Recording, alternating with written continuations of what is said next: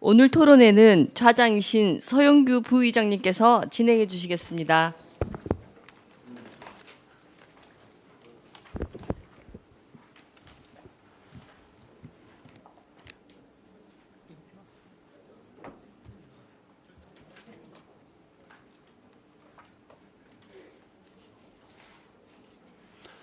네, 안녕하십니까. 광주광역시의회 부의장을 역임하고 있는 환경복지위원회 서영규 위원입니다. 오늘 토론회를 시작하겠습니다. 먼저 광주광역시 발달장애인 지원 기본계획 수립을 위한 정책 토론회에 참석해 주신 여러분께 다시 한번 감사 말씀드립니다. 2024년도 3월 기준 광주광역시 발달장애인 현황은 8,934명으로 최근 4년간 전체적인 등록 장애인 수는 감소 추세이지만 발달장애인 수는 지속적으로 증가 추세입니다. 현재 상황을 볼 때 발달장애인의 특성과 생애 주기에 맞춘 지원 체계가 부족한 현실이며 특히 의료, 건강, 돌봄, 권리보장, 가족 지원, 재활, 복지 등 전반적인 분야에서 지원책이 필요하다고 보여집니다. 이러한 정책 토론회를 통해 내실 있는 정책 수립과 사업 진행으로 발달장애인 지원 및 관리 체계가 확립되고 정책에 대해 심도 있게 논의하는 자리가 되었으면 좋겠습니다. 오늘 참석해 주신 모든 여러분께 다시 한번 감사드리고 또 특별히 소개할 분이 두 분 정도만 더 소개하겠습니다. 샘물복지회 김영순 회장님 소개합니다.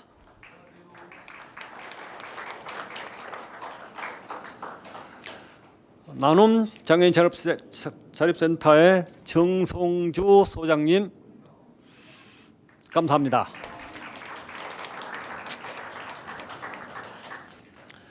다음은 발제자와 토론자를 소개하도록 하겠습니다. 발제자는 박종선 광주광역시 사회서비스원 정책연구원 참석하셨습니다. 감사합니다. 토론자입니다.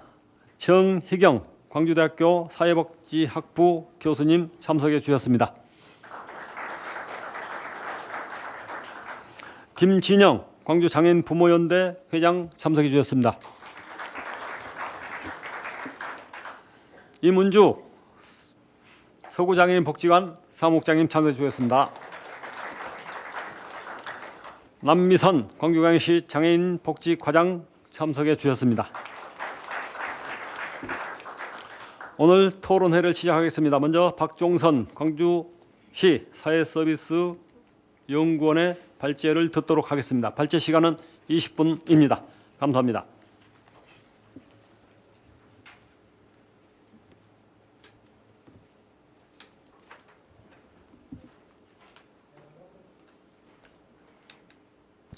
네, 반갑습니다. 광주 사회서비스원 박종선입니다. 발달장애인 지원 기본계획 수립 연구와 관련해서 발표를 드리겠습니다. 발표 내용은 광주광역시 발달장애인 복지 기반을 먼저 진단하고 그리고 권리 욕구 분석을 수행한 결과를 보여드리면서 이 두 결과를 토대로 도출한 기본 계획안을 설명드리는 것으로 진행을 하겠습니다. 본 연구는 지금 발달장애인 권리보장 및 지원에 관한 법률 및 광주광역시 조례를 근거로 수립되었으며 광주광역시의 발달장애인들의 장애 특성과 욕구에 따른 맞춤형 지원 계획을 세우는 데 목적이 있습니다.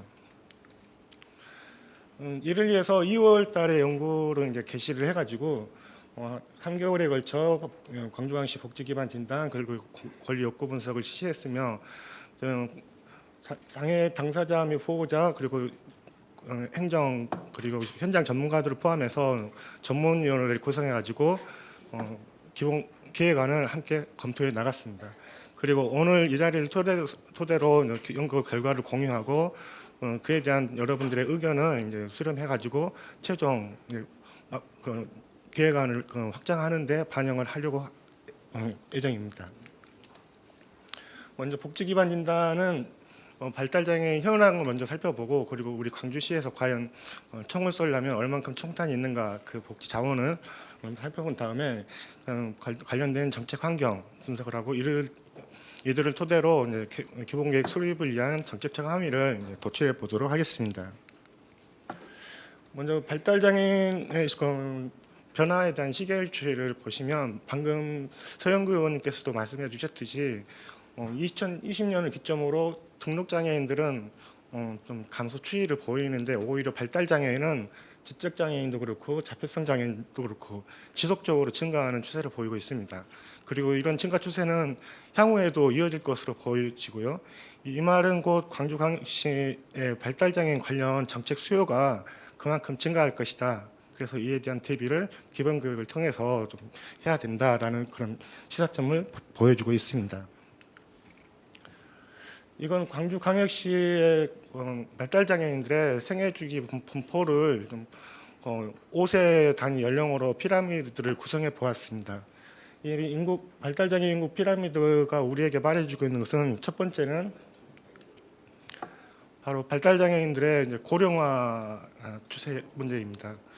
지금 윗부분에 파란색 박스로 지금 표시된 부분이 현재 고령 발달장애인 분포라고 보시면 되겠습니다. 참고로 발달장애인들의 고령을 어떻게 볼 것인가에 대해서 많이 논란이 있습니다. 지금 특히 타 장애 유형 장애인들, 그리고 비장애인들에 비해서 발달장애인들의 노화가 한 10여 년 이상 빠르다는 게 지금까지 쌓이는 연구 결과들이라서, 우리는 발달장애인의 중고령 기준을 한 50세 정도로 보고 이에 대한 준비를 해야 되지 않을까라고 판단되고요. 근데 더 문제는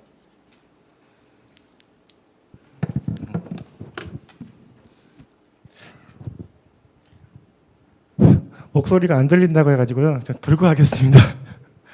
더 큰 문제는 그 파란색 박스 밑에 있는 그 빨간색 박스죠. 이게 향후 10년 내에 고령 장애인으로 이렇게 진입할 그런 분포입니다. 그리고 이런 고령화 추세는 더 가속화될 것이고, 근데 문제는 발달장애인들을 포함해서 장애인들에 대한 관련된 정책들이 대부분 65세 미만을 대상으로 하고 있다는 점에서 우리는 고령 장애인들에 대한 좀 준비를 해야 되지 않나라고 정보를 얻고 있습니다. 그리고 또 하나 고려할 점은 바로 저 맨 아래 빨간색 언어로 되어 있는 그런 영유아 장애인들이죠. 영유아 장애 인구가 이렇게 적은 이유는, 이제 결정적인 이유는 일단 장애 진단을 잘 안 내주니까 그런 것도 있지만은, 그 의학계 연구 결과들에 의하면 특히 발달장애인 같은 경우는 영유아기 때, 5세 미만 영유아기 때, 그리고 저기에 발견된 시점으로부터 1, 2년 내에 치료를 위한 골든타임이라고 이렇게 보고 있습니다. 그래서 일단 진단도 좀 진단이겠지만, 진단과 관계없이 좀 조기 발견과 조기 개입이 중재가 필요하다는 그런 정보를 저기에서 보여주고 있습니다. 다음은 이제 발달장애인들의 이제 구글 분포인데, 지금 현재 3월 말 기준으로 8,934명의 장애인이 광주에 지금 생활을 하고 있습니다.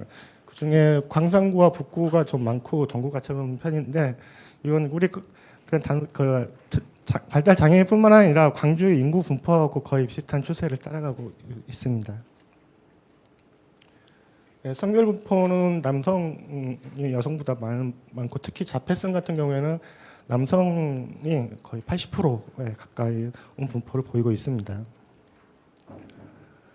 다음은 이제 우리 복지 시설의 현황을 한번 보도록 하겠습니다. 장애 유형별 거주 시설 중에서 우리 발달 장애인과 관련된 지적 장애인 거주 시설은 현재 16개소가 지금 운영이 되고 있고요. 그리고 공동 생활 과정은 51개소가 운영이 되고 있습니다. 구체적인 분포를 한번 보도록 하겠습니다.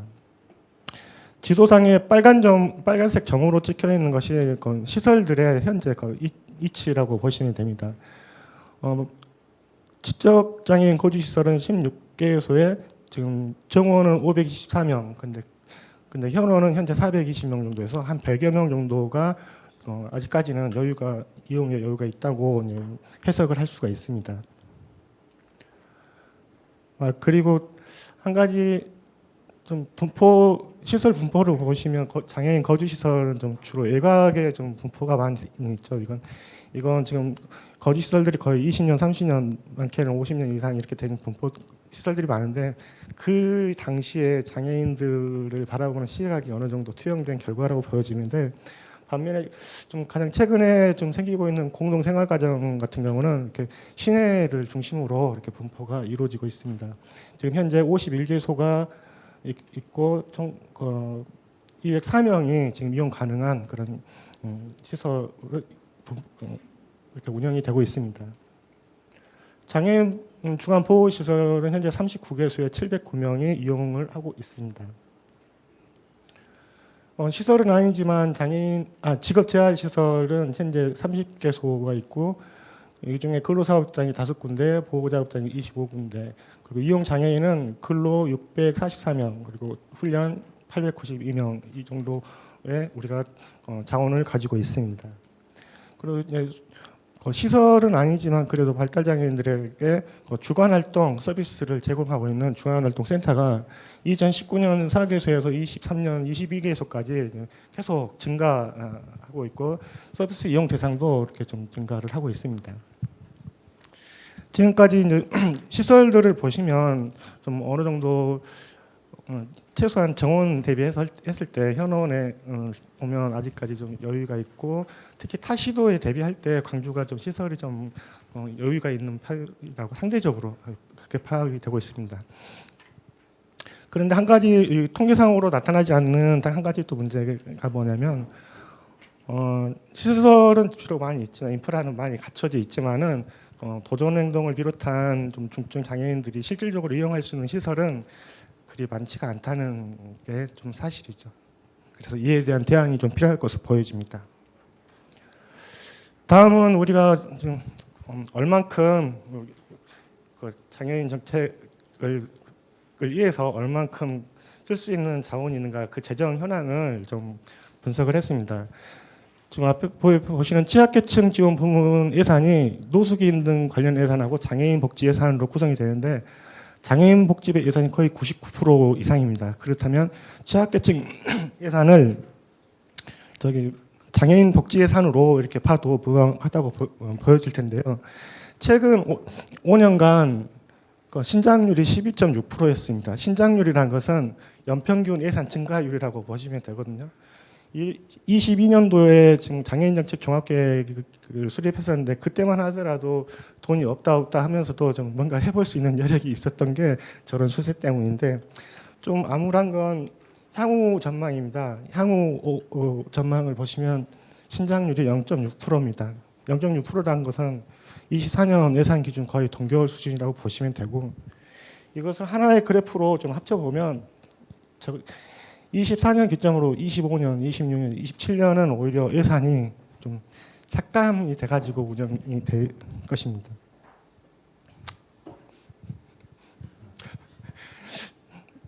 제 발표를 좀 몇 번 들어보신 분들은 좀 아시겠지만, 제가 기관지가 많이 좀 안 좋아가지고 좀 양해 좀 부탁드립니다. 문제는 향후 3년간 우리가 예산이 지금 24년 예산보다도 더 줄어드는 상황이라는 거고, 결국 28년에 돼서야 올해 24년 수준의 예산을 회복할 것으로 지금 보여지고 있습니다. 이런 재정 제약을 고려한다면 우리가 기본 계획을 세울 때도 좀 무리하게 그 신규 사업을 대거 포함시키기보다는 기존의 사업들을 좀 내실화하는 쪽으로 방향을 잡아야 하지 않을까, 그런 좀 결론에 도달하게 됐습니다. 정부 정책을 살펴보면 일단 지금 현재 시행되고 있는 발달장애인 평생돌봄 강화 대책 7개 추진과제, 20개 세부과제, 그리고 6차 장애인 정책 종합계획 중에서 발달장애인과 관련된 이러한 정책들이 있습니다. 이런 정부 정책들은 우리 기본 계획을 세울 때 당연히 이제 고려가 되었고요. 그리고 광주시에서 발달 장애인을 지원하는 수행하고 있는 사업이 총 28개 사업이 있는데 그중에 뭐 기관 활동, 기관 운영이 5개 사업이고 돌봄 및 자립 지원이 한 12개 사업, 그리고 일자리, 교육, 가족 지원, 권익공호 관련해서 총 28개 사업이 하고 있는데 이 28개 사업을 다시 한번 검토를 해가지고 계획 반영 여부를 검토를 했습니다. 이상 복지 기반 진단을 해본 결과 우리 복지 기본 계획 수립을 위했을 때 정책적 하면 수요 증가에 따른 대응을 해야 된다는 건데 특히 고령 장애인 그리고 영유아기 장애인들에 대한 방안이 마련돼야 된다라는 것이고, 그리고 지역사회의 발달장애 복지 자원들이 지금 아까도 보셨듯이 많이 있는데 새롭게 뭐를 이렇게 만드는 것보다는 최대한 기존의 자원들을 좀 적극적으로 활용하는 그런 전략이 필요하지 않을까 보여집니다. 다음으로는 이제 아까도 이제 잠깐 좀 살펴보았듯이 이제 재정 제약을 고려해서 좀 현실성 있게 좀 접근을 해야 될 것이고, 그리고 중앙정부 정책과 연계되면서도 지역의 특성을 반영할 수 있도록 좀 사업을 고려하겠다라는 시사점을 얻을 수 있었습니다. 다음은 권리 및 욕구 분석입니다. 권리 욕구 분석은 이제 2022년도에 우리 광주광역시에서 발달장애인 실태조사가 있었죠. 실태조사의 목적이 바로 우리 기본계획을 세울 때 기초자료로 사용하기 위한 목적이었습니다. 그래서 그것을 원자료를 받아서 다시 이제 권리 욕구 분석을 실시했고, 이건 22년도에 실시했기 때문에 약간의 시간적 거리가 있어서 발달장애인 보호자를 대상으로 추가적으로 면접조사를 실시를 했습니다. 그 결과를 이제 보시면 이제 건강관리와 관련해 가지고 이제 가장 필요한 게 무엇인가라고 볼 때 바로 정기적인 건강검진 지원이 필요하다. 이게 가장 1순위로 좀 조사가 되었는데, 실질적으로 연구를 수행하면서 여러 가지 인터뷰도 진행해 보면 건강검진에 대한 욕구가 되게 컸습니다. 심지어는 평생 동안 한 번도 받아보지 못하신 분도 상당히 많으시고요. 그래서 우리 기본 계획에는 건강검진 지원을 위한 좀 사업을 반드시 포함돼야겠다라는 그런 함의를 얻었습니다. 두 번째는 여가 일상생활과 관련해서 거의 21% 더하기 29% 하면 한 50% 가까이가 다른 사람들의 도움 없이는 좀 생활이 좀 어려운 그런 상황이었었고요. 그리고 이제 도전행동과 관련해서 조사 대상자 한 13%는 도전행동을 좀 강하게 좀 나타내고 있었고, 그리고 61.5%는 좀 약하기는 하지만 그래도 도전행동이 가지고 있어서 이런 관점도 좀 계획 수립할 때 좀 고려를 해야 되겠다라는 것입니다.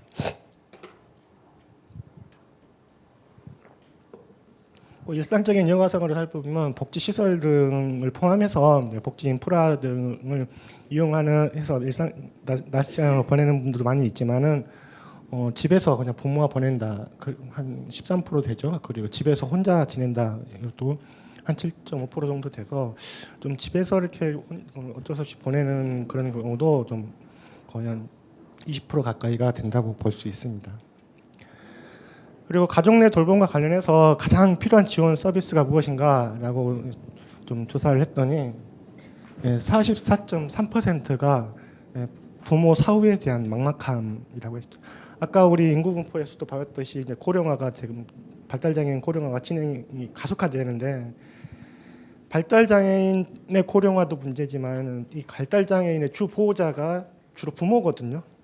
그럼 그 고령 발달 장애인의 부모는 더 고령이고, 그래서 이제 심지어 사후에 어떻게 해야 될까에 대해서 좀 막막함을 토로하는데, 그래서 그 고령 장애인들에 대한 대책이 좀 시급하다라고 보여집니다.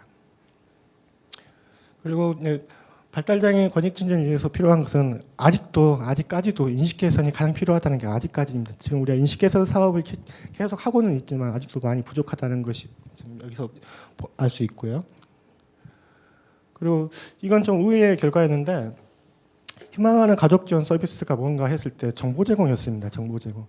우리 발달장애인 지원센터를 포함해서 여러 기관에서 수많은 정보들을 좀 가지고 이렇게 오픈을 하고 있지만 실상 당사자들은 몰라서 이용을 못하는 경우가 의외로 많이 있더라라는 거고, 그래서 정보 접근성을 제고할 수 있는 방안이 무엇일까, 이에 대해서 좀 고민이 필요할 것으로 보여집니다.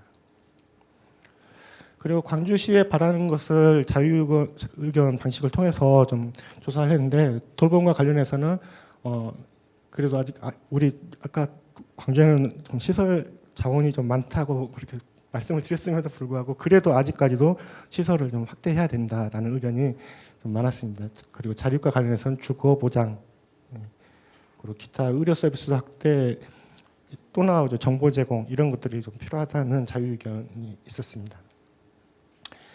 그리고 추가적으로 이제 면접 조사를 통해서 이제 필요한 권리 욕구 분석을 수행했는데, 대상자는 학령기 자녀를 둔 부모 3분, 그리고 성인기 자녀를 둔 부모 3분, 그리고 중장년기 자녀를 둔 부모 2분, 그리고 체중증 우리 융합돌봄 서비스 이용하고 계시는 자녀를 둔 보호자 3분, 이렇게 해서 총 11분을 모시고 5차례에 걸쳐서 면접 조사를 수행했고요. 이 조사를 수행할 때 우리 공동 연구진으로 참여하게 계시는 저희 지금 뒤에 계신 강민희 교수님께서 많이 고생을 해주셨습니다. 좀 박수 한번 부탁드리겠습니다.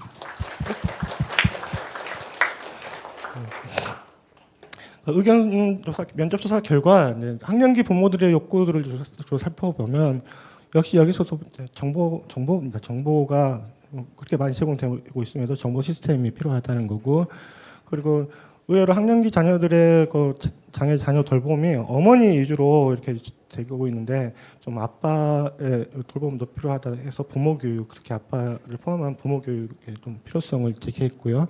그리고 기타 특수교육 관련된 프로그램들에 대한 욕구도 이렇게 나타나고 있었습니다. 그리고 성인기 자녀와 관련해서 토출된 욕구는 성인기 관련 그런 맞춤형 서비스가 좀 필요할 것이다.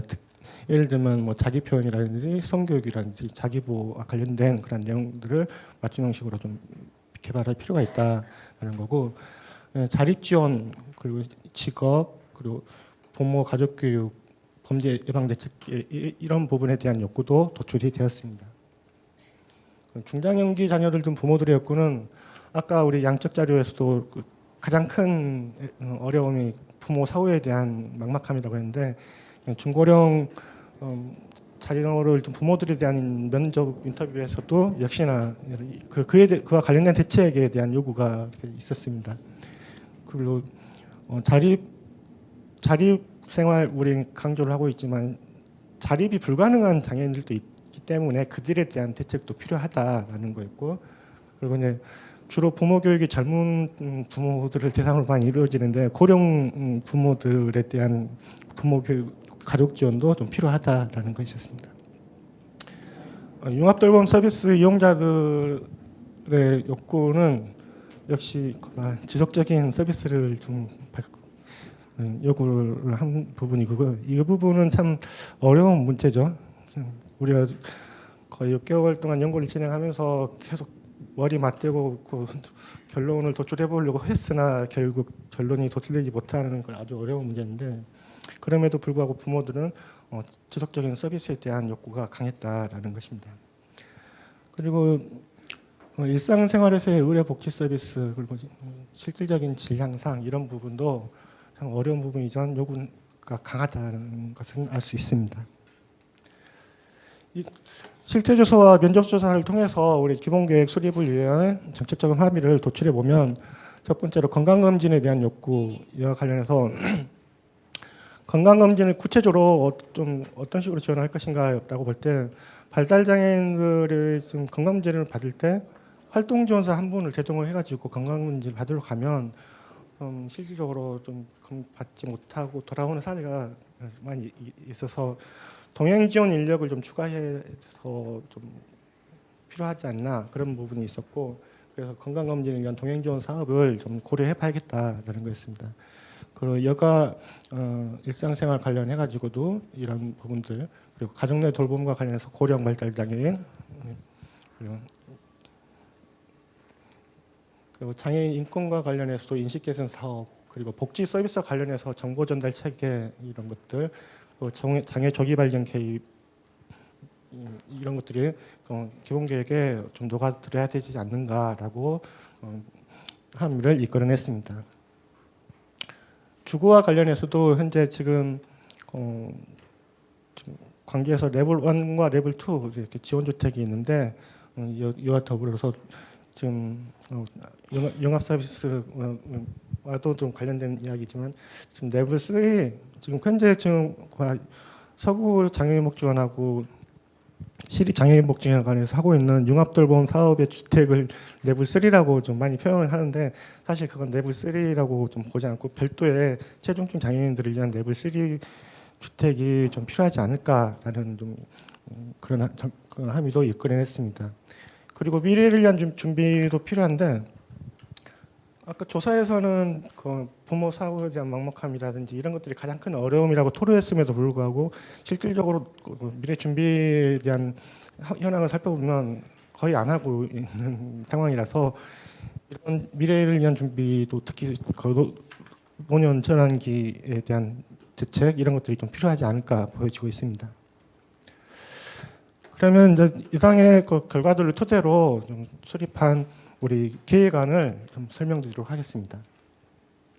먼저 미션은 우리 발달 장애인들이 자신의 모습대로 온전하게 살아갈 수 있도록 하는 것, 이게 우리 이번 계획의 미션으로 삼고, 이걸 거창하게 표현했지만 발달 장애인들이 그냥 보통의 삶을 살 수 있도록 하는 게 우리의 미션이다라고 보여지고요. 이를 위해서 발달 장애인과 가족이 일상의 평안함을 느끼는 그런 일상생활 돌봄 도시 광주를 우리 비전으로 기본 계획의 방향성으로 설정을 했습니다. 이를 위해서 돌봄 체계 고도화 그리고 자립 지원, 가족 지원 내실화를 목표로 설정해서 이렇게 추진 과제들을 설정을 했습니다. 그리고 추진 과제별 세부 과제는 우리 13페이지인가요? 자료집 13페이지에 보면 한 페이지로 더 좀 일목요연하게 정리가 되어 있습니다. 그거 참고해 주시고, 네, 먼저 발달장애인 돌봄 체계 고도화 관련해서 체중증 발달장애인 돌봄 지원 체계 마련을 위해서 3개 과제, 그리고 발달장애인 돌봄 지원 서비스 내실화를 위해서 5개 과제를 설정했습니다. 첫 번째 체중증 발달장애인 통합돌봄 서비스는 지금 우리 광주에서 시범 사업을 하고 있는 융합돌봄 서비스가 올해 12월에 이제 최종 종료가 되고 내년부터 이제 우리 시작이 되는 그런 통합돌봄 서비스를 말하고 있습니다. 그리고 중장기 거주 지원 체계 구축, 이것은 이제 아까도 말씀드렸듯이 좀 체중증 발달 장애인들이 통합돌봄 서비스를 이용하지는 못하지만 그래도 또 우리 지역 사회에서 좀 어느 정도 대책을 많이 해보자 하는 취지로 포함됐고요. 그리고 행동발달 증진 지원 체계를 구축하자는 것, 이게 신규 사업으로 이렇게 들어와 있고, 돌봄 서비스 지원 내실화 관련해서는 발달 지원 장애 아동을 위한 조기 개입 지원, 그리고 건강검진 동행 지원, 이게 신규 사업으로 포함됐고 나머지는 기존 사업을 내실화하는 쪽으로 이렇게 과제를 수립했습니다. 그리고 발달장애인 자립지원 내실화 관련해서는 좀 새로이 맨 2-4-3 맨 아래에 있는 중고령 발달장애인 지원체계 구축 이 과제가 새로 신규로 이제 포함이 된 반면 나머지 과제들은 기존에 하고 있는 사업들을 좀 더 내실화하는 쪽으로 이렇게 과제를 수립했습니다.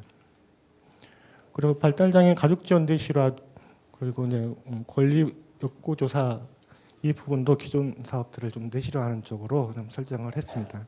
그러면 관련된 사업들의 세부적인 내용은 자료집에 나와 있기 때문에 좀 신규 사업 위주로 좀 간략히 설명드리고 마치도록 하겠습니다. 체중증 발달장애인 통합돌봄 서비스는 우리 융합돌봄 서비스가 종료되고 지금 타 시도는 6월부터 지금 실행하고 있는데 우리는 24시간은 올해까지는 시범사업 종료하고 내년부터 시행되고 대신에 1대1 개별 1대1 그룹은 지금 올해 지금 진행이 되고 있는 걸로 지금 알고 있습니다.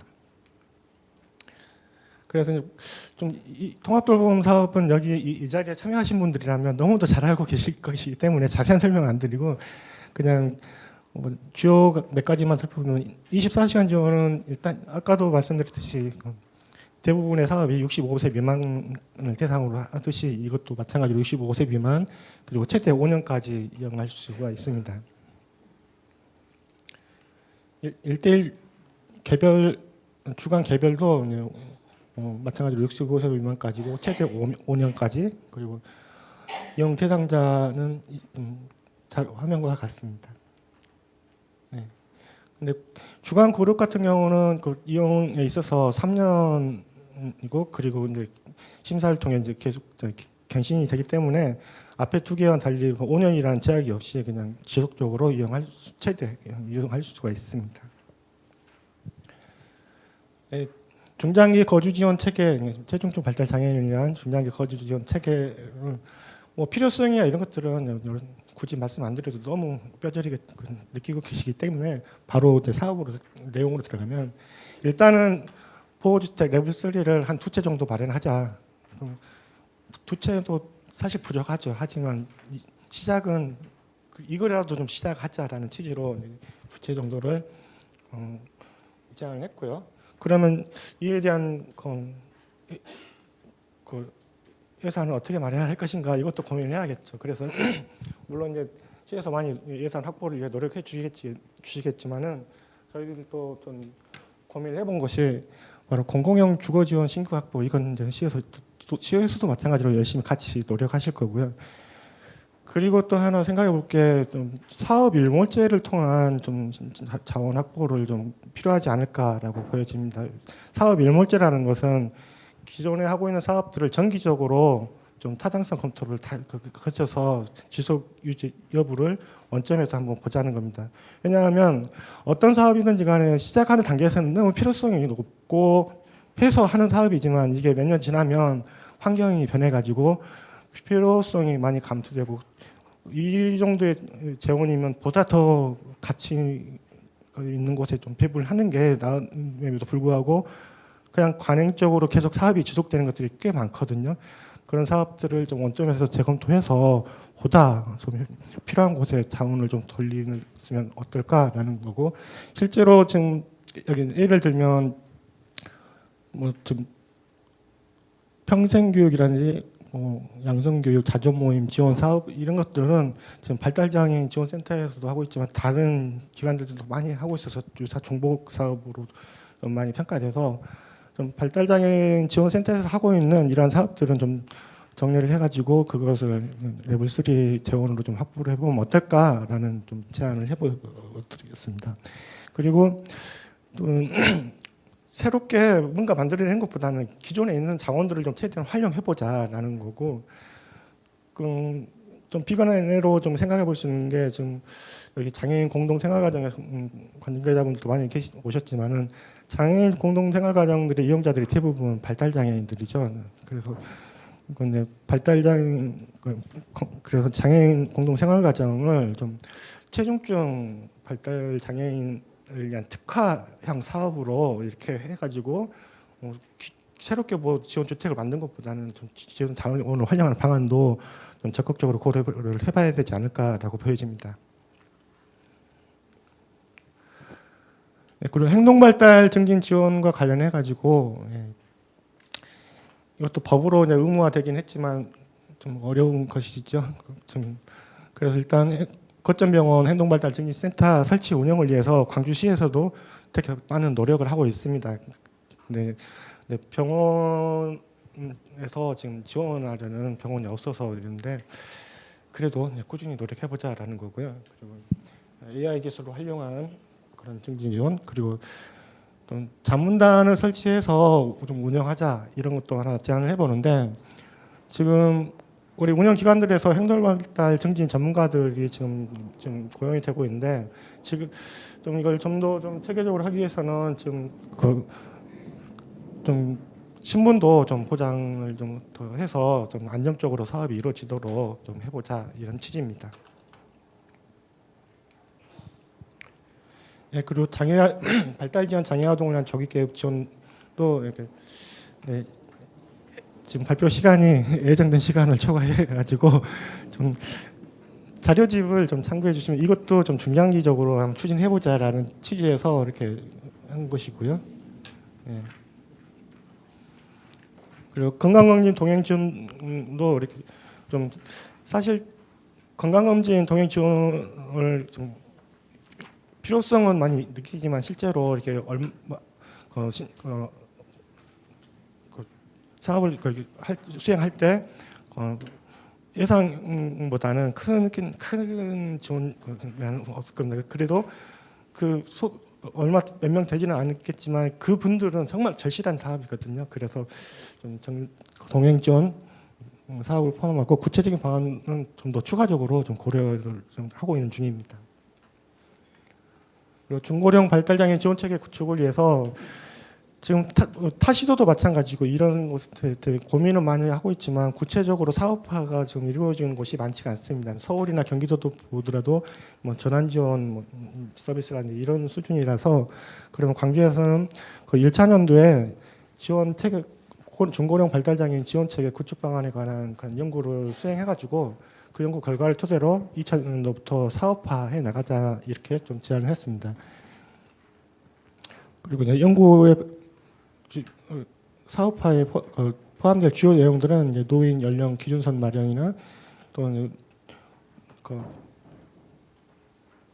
노인 특화 주간 보호 시설이라든지 아니면 노년기 전환 지원 서비스 이런 것들을 포함해서 좀 체계적으로 그 중고령 지원 체계를 좀 마련하자라는 사업 과제로 신규 사업으로 포함했습니다. 그 이외에는 좀 기존 사업들을 내실화하는 것이기 때문에 자료집을 참고해 주시고요. 그리고 이제 연구를 수행하면서 좀 그래도 연구는 이제 여기서 기획안은 이 정도로 마무리되지만 추가적으로 이 부분들은 좀 우리가 함께 고민해야 되지 않을까라는 점에서 한 3가지 정도만 좀 제안을 해보면 먼저 우리 대상 기간이 기본계획 대상 기간이 5개년 계획입니다. 근데 5개년 계획이면 되게 길죠. 아무리 중장기 계획이라 하더라도 5개년. 더군다나 우리 아까 앞에서 재정 전망을 보면 3년 후, 4년 후에 다시 좀 뭔가 재설계가 필요하다는 그런 거였고 타시도 사업의 기본 계획들도 거의 3개년, 4개년 계획이거든요. 그래서 좀 시에서는 5개년 계획으로 제안이 들어왔지만 최종 토론 이후에 최종 계획을 짤 때는 한 3개년 또는 4개년 단위로 좀 변경해 보면 어떨까 보여지고요. 그리고 또 하나는 통합돌봄 서비스 관련해서요. 지금 아까도 말씀드렸듯이 최대 이용 기간이 5년입니다. 그러면 통합돌봄 서비스의 궁극적인 목적은 5년 동안 그 서비스를 이용하면서 도전 행동이 좀 완화되도록 이렇게 좀 서비스를 진행하고 도전 행동이 완화되면 지역사회 전이 이게 최종 목적이죠. 그런데 도전 행동이라는 게 5년 내에 14일 이렇게 완화되고 그럴 사안은 아닌 거죠. 그럼에도 불구하고 도전 행동이 지속되지만 5년 이후에 다시 집으로 가야 되는 상황이기 때문에 사실 프로스펙트 이론이라는 게 있거든요. 어떤 사람들이 의사결정을 할 때 합리적인 기능과 심리적인 기능을 같이 고려해서 의사결정을 한다는 거고 이 이론을 통해서 이제 이론을 만들어낸 다니엘 카닐만 교수 같은 경우 노벨 경제학상까지도 수상하는데 그 프로스펙트 이론이라는 것을 이 자리에서 설명하기는 어렵지만 그 이론으로 이걸 바라본다면 오히려 5년 후에 도전 행동이 완화되지 않은데 다시 집으로 돌아가라 이런 것은 이 통합돌봄 서비스 자체를 이용하지 않았을 때보다 오히려 더 큰 좀 아픔을 가져올 수밖에 없다는 그런 결과가 예상됩니다. 그래서 이에 대한 방안을 모색해야 되는데 다만 이게 지자체 차원에서 해결할 수 있는 문제가 좀 아니거든요. 그래서 중앙정부 차원의 이에 대한 대책을 우리가 지속적으로 좀 요구를 해야 되지 않을까 좀 보여지고 있습니다. 그리고 앞서서도 잠깐 언급했듯이 우리가 좀 수행하고 있는 사업들을 좀 정기적으로 사업 타당성을 다시 검토해서 지속 여부를 결정할 사업 일몰제를 한번 추진해 보자라는 것입니다. 예, 지금까지 좀 기본 계획안을 발표를 드렸습니다. 근데 연구 책임자로서 사실 좀 녹록지 않은 예산 상황을 고려해야 되는 그런 상황이라서 지금 발표는 했지만 사실 다소 좀 아쉬움이 남는 게 사실입니다. 그럼에도 불구하고 우리 기본계획이 의미를 가질 수 있는 건 기본계획 그 자체가 광주시에 있는 발달 장애인들의 지원을 체계적으로 내실 있게 지원을 하라는 그 장애 당사자들의 요구, 그리고 이 요구에 부응하라는 우리 민간정의 의지가 이 기본계획에 담겨 있다고 보고 그게 자체가 의미가 있다고 보여집니다. 네, 그럼 발표를 이대로 마치도록 하겠습니다. 감사합니다. 네, 감사합니다. 네. 중간 온도 체크 좀 하랍니다. 지금 현장이 너무 춥다고 생각하시는 분 손 들어보세요. 네. 좀 더 추워도 좋겠다 생각하면 손 들어보시고. 좀 춥죠? 예, 그러면 좀 낮추도록 하십시오. 지금 낮추고 계시네요. 예, 박종선 연구원님 고생했습니다. 감사합니다. 시간을 잘 지켰으면은 좀 더 잘했을 텐데 시간 부분이 조금 아쉽습니다. 그래서 좀 지루하면은 듣다가 나가는 경향이 있기 때문에 그 점을 잘 참작해 주시면 좋겠습니다. 방금 발제를 하셨고 그 사업 일몰제라든가 뭐 동행자 문제라든가 중고령 문제라든가 여러 가지 의문점은 있겠습니다만은 그것은 토론자의 토론이 다 끝난 이후에 잘 메모하셨다가 질문해 주시면 좋겠습니다. 발제를 토대로 해서 토론자분들은 토론해 주시면 되겠습니다. 먼저 정희경 광주대 교수님, 온도 정리됐어요?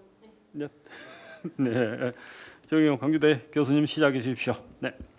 네, 안녕하세요. 광주대학교 정희경 교수입니다. 반갑습니다. 일단 무엇보다 온도를 체크 주셔서 너무나 감사합니다. 네, 약간 추웠는데요. 네, 일단 그 박종선 책임연구원님이야 두 분의 공동 연구원님께 진심으로 고생 많이 하셨다고 먼저 말씀드리겠습니다. 왜냐하면 예산을 감안해 가면서 이 기본 계획을 세워야 됐기 때문에 연구진으로서는 굉장히 어려움이 많았겠다라고 하는 부분이 있었습니다. 그럼에도 불구하고 꼭 넣어야 될 부분들에 대해서는 잘 정리를 해주셨고 또 특히 우리 지역사회가 해야 될 역할이나 해야 될 사업들에 관해서는 명명히 찍어주신 것 같습니다. 그래서 그거를 기본으로 해서 저도 몇 가지 조금 제안 그리고 조금 불필요한 것들에 관한 부분 이런 것들에 관해서 말씀을 드리도록 하겠습니다. 저에게 주어진 시간이 몇 분일까요? 마음대로 하면 됩니다. 마음대로. 자 그러면 제가 하다가 여러분들 얼굴을 보고 약간 지루하다 싶으면 빨리 넘어가도록 하겠습니다. 네, 첫 번째 저는 이제 약간 세 가지를 먼저 발달 장애인 고령화에 대비할 필요가 있겠다. 그 다음에 사업을 좀 내실화할 필요가 있겠다. 그 다음에 중앙정부와의 정책을 좀 연계성을 갖고 해야겠다. 그 다음에 이거는 이제 약간 체중증 장애인의 지역사회 전위 모델을 어떻게 해야 될 건가 이런 것들을 좀 중심으로 하겠고 그 다음에 급하게 오늘 아까 발표 내용 중에서 좀 이 부분에 좀 얘기했으면 좋겠다라고 하는 부분에 관해서 중심적으로 얘기를 하겠습니다.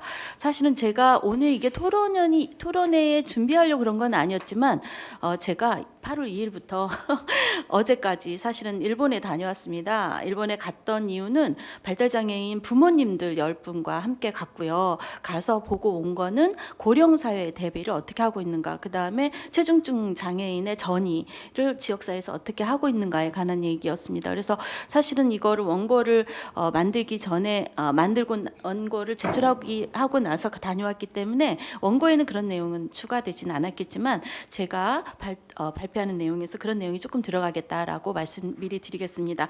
제가 유독 이제 할 때마다 토론할 때마다 일본 얘기를 많이 하는 거는 또 제가 일본에서 유학을 했기 때문에 그랬다라는 것도 좀 이해를 해주시면 감사하겠습니다. 일본께 다 좋은 거는 아니지만 그래도 일본에서 모델을 배울 수 있기 때문에 그렇다라고 말씀드리겠습니다. 먼저 발달장애인 고령화 대비가 필요하다. 이거는 사실은 발달장애뿐만 아니라 지금의 전국의 각 장애 유형의 전 영역에서 지금 부모님들과 연구진들이 고령화에 관한 대비된 이런 연구도 하고 있고 필요성을 간절히 느끼고 있습니다. 근데 이제 약간 그러다 보니까 그렇지만 사실은 우리가 제도가 예전에는 거의 없었던 제도를 만들어내는 게 우리의 역할이 컸다면 이미 우리나라의 장애인 제도나 이런 것들이 굉장히 많거든요. 그렇기 때문에 저는 약간 별도의 고령 발달 장애인의 뭐 이런 제도를 만드는 것보다는 그 기존에 있는 노인복지 서비스와 장애인복지 서비스를 어떻게 융합할 건가, 그렇게 한다면 예산도 특별히 만들어내지 않고 이렇기 때문에 이런 게 조금 더 중요하지 않을까, 그런 생각을 해봅니다. 일본에 같이 갔다 오면서 부모님들의 막막함이 얼마나 절실한지 알게 되었습니다. 그래서 근데 이제 다녀왔을 때 부모님들이 너무 좋았다, 고령 장애인과 어떻게 해야 될 건가에 대한 아이디어를 얻었다, 이런 얘기를 되게 많이 들었습니다. 예, 거기에서 보면은 이제 아까 제가 약간 뭐 깊이 있는 얘기는 시간상 말씀드릴 수는 없겠지만 우리 세부 과제 중에 중고령 발달 장애인 지원체계 구축이 있었습니다. 거기에서 중고령 장애인을 위한 주거안보 시설 모델을 뭐 이런 얘기를 하셨는데, 굳이 왜 꼭 중고령 장애인을 또 별도로 해야 될 건가에 관한 거를 조금 약간 제가 이제 일본을 다녀오면서 의문이 약간 들었다. 기존에 있던 젊은 층과 함께 노인들이 함께 생활하고 활동할 수 있는 그런 주거안보 시설을 만드는 게 더 중요하지 않을까, 그런 생각을 했습니다. 그래서 사실은 우리가 이렇게 찾고 유형별로 뭐 연령별로 구분하는 거에 대해서 우리가 최근에 연구진들도 그렇게 많이 하려고는 하지 않고 있거든요. 예를 들면 체중증 장애인을 일부러 쓰지 않는다거나 이렇기 때문에 어떤 고령이라고 해서 고령을 별도로 구분짓는 거는 조금 아니다라는 생각이 약간 들어가지고, 그건 어디까지나 제 아이디어입니다. 그래서 약간 이 부분을 좀 받아들이신다면 수정을 좀 하시면 어떨까, 그런 생각을 해봤습니다. 시간이 많지 않기 때문에 그냥 바로 다음에 넘어가도록 하겠습니다. 그다음에 사업 내실화의 필요에 관한 부분은 하여튼 그래서 제가 고령화 부분에 대해서는 지금 어느 지역에선가 고령화를 위한 어떤 서비스들을 하고 있는 곳이 있을 것 같습니다. 그래서 저는 좀 전국적으로도 우리나라에서도 잘하고 있는 것도 있고 해외 사례도 있기 때문에 그런 것들을 조금 면밀히 더 보시고 광주 에서 할 수 있는 것들을 좀 찾아내시면 어떨까, 그런 생각을 해봤습니다. 그 다음에 실현 가능한 사업의 내실화 이 부분은요, 아까 장애인 거주 시설이 이제 우리가 소규모화되고 이제 어떻게 보면 탈시설 사업으로 인해서 이제 없어지기도 할 텐데, 이런 공간과 그 다음에 그룹홈을 어떻게 활용할 건가, 그런 부분에 관해서 제안해 주셨는데 그건 너무 잘하신 것 같습니다. 이제는 우리가 기존에 있던 시설들을 활용해서 어떤 서비스를 그거 왜 이렇게 하는 게 맞지, 새로운 것을 자꾸 만들어내는 것은 저도 아니라고 생각을 하고, 이미 또 예산도 많이 없기 때문에 우리가 예산이 없는 상황에서 할 수 있는 거는 기존에 있는 사업과 기존에 있는 시설들을 잘 활용하는 거, 그게 우리의 이제 역할이 아닐까, 그런 생각을 하고 있습니다. 그다음에 이제 그 중앙 정부의 정책 추진과 연계성 있는 계획이 필요하다, 이 부분에 있어서는 이미 사실은 이제 그 얘기를 하시면서 체중증 거점 병원과 행동발달 증진센터의 필요성에 관해서 말씀을 하셨습니다.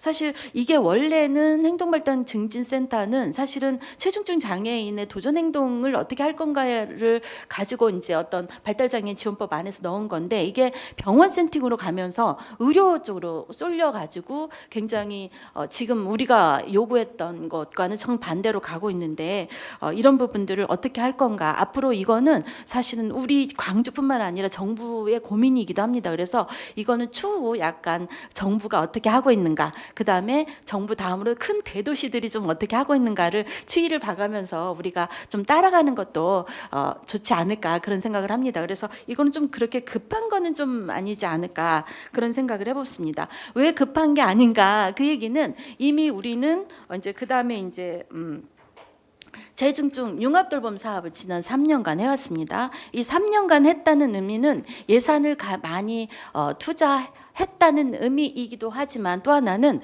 그러는 사이에 3년간 많은 전문 인력을 배출했고 지원의 경험을 많이 갖고 있는 우리 지역입니다. 우리 지역은 그렇기 때문에 어떻게 보면은 행동 증진 발달 센터의 역할이나 그리고 그 안에서 어떤 것들을 해야 된다는 걸 우리 지역이 아주 잘 알고 있을 거라는 생각을 합니다. 그래서 그런 것들을 정부에게 좀 적극적으로 건의를 한다면, 뭐 새로운 예산이 많은 지역에서 먼저 그걸 한다고 하더라도 우리 광주의 경험이 녹아 들어가지 않을까, 그런 생각을 해봤습니다. 그래서 이 부분이 굉장히 중요하겠다라는 생각을 했던 거고요. 그 다음에 이제 사실은 우리가 3년간 중증 발달 장애인의 그 융합 돌봄 서비스를 해왔지만 아쉽게도 지역사회 전인의 새로운 사업은 만들어내지 못하면서 이제 막을 내렸습니다. 물론 지원자들을 많이 전문 인력을 많이 양성한 거는 큰 성과라고도 볼 수는 있겠지만 이 전의를 못한 거는 못내 정말 저 개인적인 연구자로서도 굉장한 아쉬움으로 남는데요.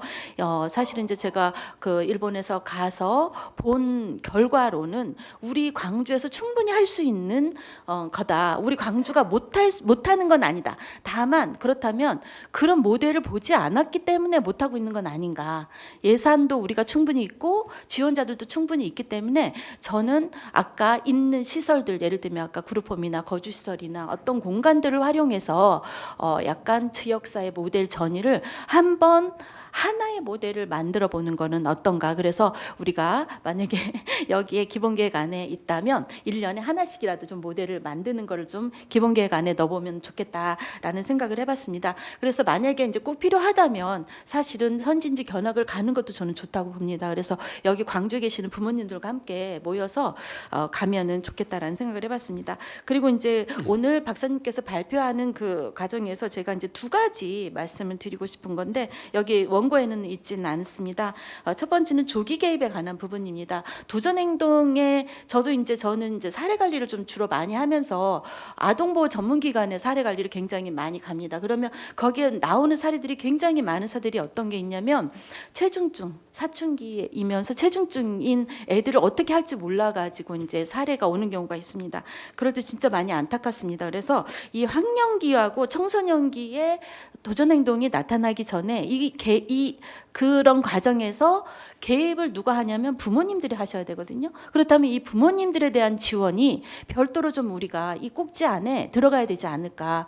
그래서 그거를 어디 이 계획 안에 좀 넣었으면 좋겠다라는 생각을 했고요. 그다음에 행동발달 증진센터가 그런 역할을 했으면 좋겠다는 생각을 하는데 사실 우리 광주에도 증진센터는 있기는 하잖아요. 그래서 그 행동발달 증진센터에 한두 가지라도 이런 사업을 좀 제안해 보는 건 어떨까 그런 생각을 했습니다. 그리고 마지막으로는 아까 이제 부모님들의 욕구조사 결과에서 가장 이제 높은 욕구가 정보 제공에 관한 부분이었단 말이죠.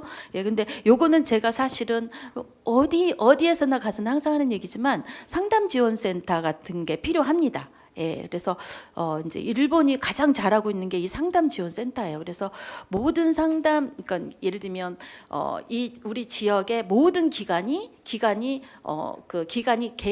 가입한 상담 지원 센터가 있어요. 그래서 그 상담 지원 센터에 부모님들이 연락을 하면 모든 정보를 얻을 수 있고 어떤 상의도 할 수 있고 심리 상담도 할 수 있는 그런 것들이 있더라고요. 그래서 그런 것들에 관한 거를 조금 우리가 추상적이지만 다른 지역이나 아니면 이미 하고 있는 기관들의 것들을 조금 확대하거나 축소해서 우리가 이 상담 지원에 관련된 부분을 좀 시로부터 좀 예산을 좀 받든지 해서 약간 이 부분을 조금 확대시키면 어떨까 그런 생각을 해봤습니다. 물론 이제 저도 이렇게 말씀드리는 게 약간 구체적이지 않을 수가 있고 또 짧은 시간 내에 이렇게 말씀드려서 구체적이지 못한 부분 있는 거는 여러분들에게 죄송하지만 사실은 제가 말하고 있는 이 부분들은 전혀 추상적이지 않다라고 하는 부분을 말씀드리면서 저의 토론을 마무리하도록 하겠습니다. 이상입니다. 감사합니다. 네, 감사합니다. 잘 들으셨죠? 네. 정희경 광주대 교수님께 다시 한번 감사의 박수를 보내주십시오. 다음으로 김진영 광주장애인 부모연대 회장님 토론 부탁합니다. 네, 안녕하십니까. 광주장애인 부모연대 김진영입니다. 저는 광주광역시 발달장애인 지원 기본계획 수립을 내실화 있게 하기 위한 정희경 교수님이 두 번째로 말씀하신 내실화를 위한 것에 대해서 저는 4가지 정도의 의견을 내고 싶은데요. 발제문에 보시면 기본 계획과 관련해 세부 과제 초안이 나와 있지 않습니까? 그 내용을 토대로 이제 그 내용에 관련된 것 중에 제가 4가지를 이제 제시할 건데요. 첫 번째는 체중증 발달 장애인의 정의를 명확하게 해야 된다는 의견입니다. 광주에서 하고 있는 융합 돌봄 사업과 지금 이제 보건복지부에서 하는 통합돌봄 사업이 체중증 발달 장애에 대한 정의가 다른 부분이 조금 있습니다. 광주 자체에서 이렇게 실시하고 있는 거는 당사자의 그 장애 중에 약간 폭력적인 부분, 그러니까 도전 행동에 대한 중점을 두었다고 하면 보건복지부에서 이제 하고 있는 통합 돌봄 사업은 거기에 이제 도전 행동 플러스 일상생활까지 이렇게 포함을 하고 있기 때문에 기존에 광주에서 이용했던 그런 당사자분들이 새로운 기준에 의해서 체중증 발달 장애인에 해당되지 않을 수 있기 때문에 이 부분에 관련돼서 광주광역시 기본계획 수립 시 체중증 발달 장애인에 대한 정의와 범위를 좀 명확하게 이제 규정을 지어서 기본계획 수립에 좀 적용을 하면 이게 이제 현장에 나가서 이렇게 적용될 때 좀 혼란이 좀 최소화되지 않을까 하는 생각이 듭니다. 그래서 첫 번째로 이렇게 제안을 했고요. 두 번째는 지역사회 발달장애인 주거사업의 확대에 대한 의견입니다. 발달장애인이 지역사회에서 이제 자립한다는 것은 부모를 떠나 내 색깔 그대로 만족스러운 일을 하면서 마을 사람들과 이제 더불어 사는 자기 결정을 바탕으로 하는 지역사회 자립생활인데요. 자립을 위해서는 가장 먼저 중요한 게 살 곳을 마련하는 것이라고 생각합니다. 그래서 자립을 위해서는 그냥 분절적인 그런 살 곳이 마련되는 것보다는 당사자의 삶 전체적인 모습 속에서 행복한 삶을 살 수 있도록 먼저 이렇게 계획이 선행돼야 된다고 생각이 듭니다. 하지만 이 기본 계획 안에 보시면 부모와 당사자들이 지금 제일 중요시 생각하고 있는 살 곳에 대한 부분이 지금 빠져 있는 것 같아요. 또 여기 그 세부 과제 초안 보시면 자립지원 고도화에 발달장애인 자립생활 임대주택 그 레벨 1, 2 사업이 지금 있어요. 근데 현재 진행되고 있는 그 사업 대상자들 보시면 거의 주거 코치가 같이 상주하고 있지는 않고 간헐적이나 제한적인 이런 지원을 지금 하고 있다 보니 거의 대부분이 경증 발달 장애인에게 이제 해당됩니다. 저희 이제 광주 장애인 부모연대에서 2017년도에 최초 발달 장애인 지역사회 주거 형태라고 해서 레벨 1에서 4번까지 모델을 제안을 했었어요. 근데 그때 당시에 이제 예산이 부족하다고 하셔서 레벨 지금 1, 2만 지금 진행이 되고 있지 않습니까? 그래서 이제 그때는 1, 2만 했었는데 이제 예산이 부족했지만 이제 3, 4 모델도 지금 해야 되지 않겠냐 하는 생각이 듭니다.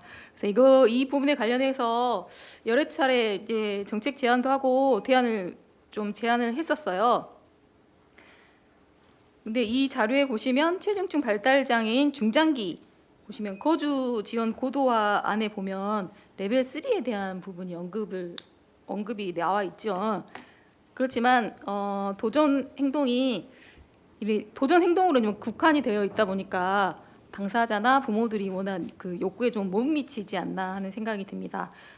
발달 장애인의 자립생활 지원을 위해서는 통합돌봄 사업 후속 주거 모델과 가정에서 시설에 가지 않고도 자립이 가능한 지역사회 주거 모델이 조금 분리가 돼서 만들어야 되지 않을까 해서 두 번째 이제 의견을 드렸고요. 세 번째 보시면은 주거생활 서비스 사업에 대한 확대에 대한 의견입니다. 현재 발달장애인이 일상생활을 지원하는 서비스가 한 가지밖에 없잖아요. 활동지원 서비스가 유일한데요. 그것도 보면 거의 월 평균 한 120시간 정도밖에 안 돼서 매우 부족한 실정인데 또 활동지원 그 서비스 특성상 필요할 때마다 이렇게 서비스를 사용하기 매우 어려운 구조가 되어 있어서 전문적인 일상생활 지원이 받기 좀 매우 어려워요. 근데 이제 외국 같은 경우를 좀 보시면은 이런 문제를 해결하기 위해서 동행 서비스, 의사소통 서비스, 지원 의사결정 서비스 같은 그 일상생활 지원 서비스가 조금 다양하게 세분화돼서 이렇게 있다 보니까 발달 장애인들이 지역 사회에서 이제 자립을 자립이 가능하도록 그런 다양한 서비스가 있다고 합니다. 네, 지금 현재 광주광역시의 그 주거 생활 서비스라고 이렇게 독립적으로 이렇게 명칭이 나와서 하는 서비스는 지금 없지만 이거하고 가장 유사하게 지금 하고 있는 게 임대주택 그 레벨 1, 2에 보시면은 그거와 같은 거가 뭐냐? 그 사업 안에서 이 사업이 종료하고 전환 서비스 지원 사업 형태로 임대주택 서비스 입소 전이나 임대주택 사업을 이제 거쳐서 이제 지역 사회로 나간 그런 당사자들에 대한 사전 사후 관리 서비스라고 해서 이렇게 관리를 지금 하고 있습니다. 근데 이런 것들이 조금 이게 바로 이제 주거생활 서비스라고 하는데 이게 좀 확대되었으면 하고요. 또 이런 임대주택 사업이나 주거생활 서비스를 이렇게 전문적으로 그것만 딱 할 수 있는 그 발달장애인 주거지원센터가 이제 설립이 된다면 더 관리가 더 체계적으로 되지 않을까라는 생각이 들고요. 이제 저는 이제 마지막으로 발달장애인의 자산 형성 사업에 대한 필요성을 좀 말씀드리고 싶어요.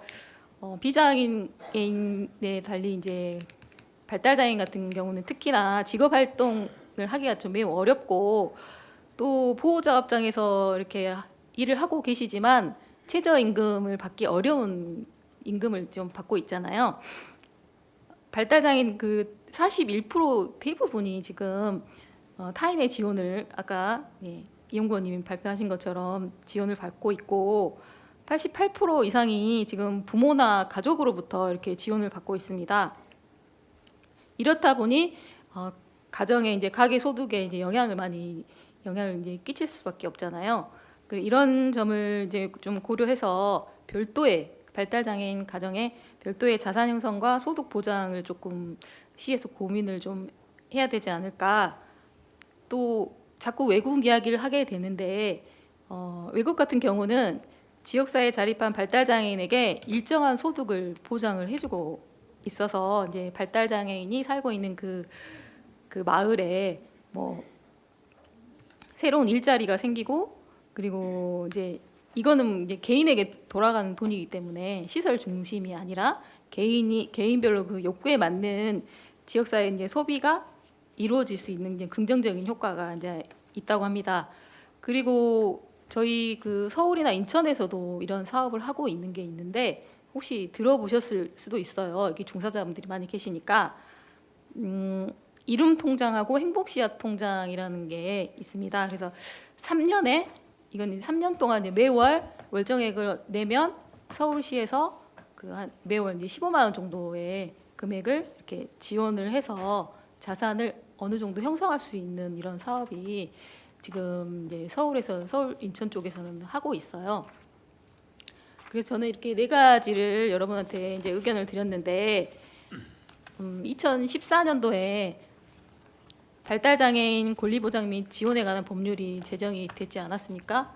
네, 그 이후에 지금 10년이라는 세월이 지났는데 그 법안에 나와 있는 그 제도나 인프라가 이렇게 설치된 속도는 보면 되게 더딘 것 같아요.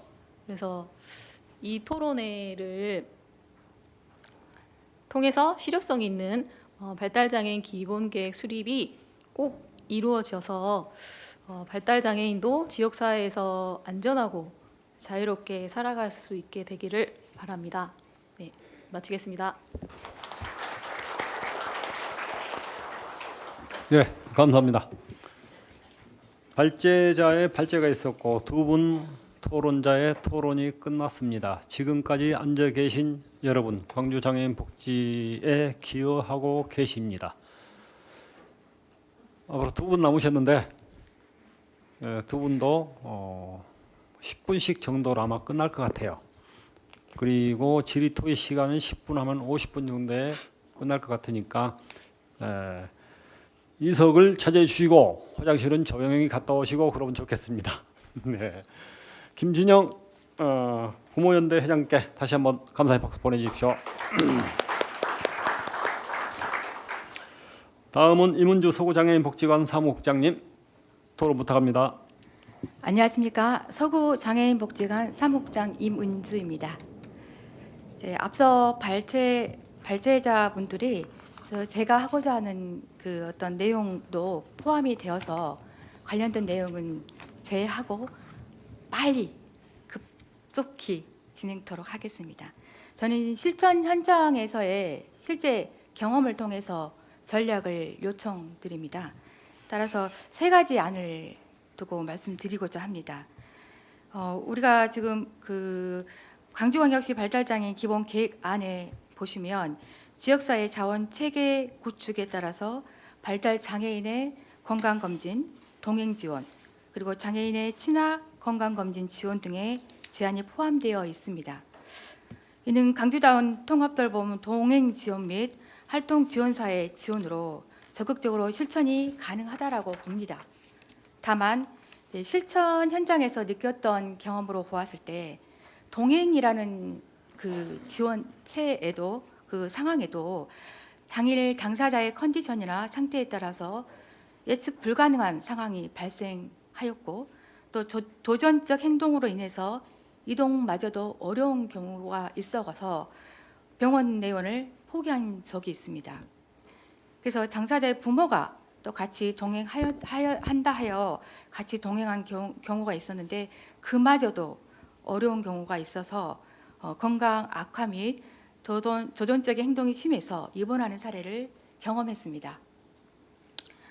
또 이에 따라서 현장에서도 마찬가지로 병원 동행 시에 도전 행동과 심리적인 불안으로 인해서 최소 2명 이상이 지원 인력이 필요했습니다. 이는 다른 이용인의 지원의 공백을 또 초래하는 사례가 발생이 되었고 또 심리적인 불안과 이중고에 겪는 악순환의 환경을 조성하게 되었습니다.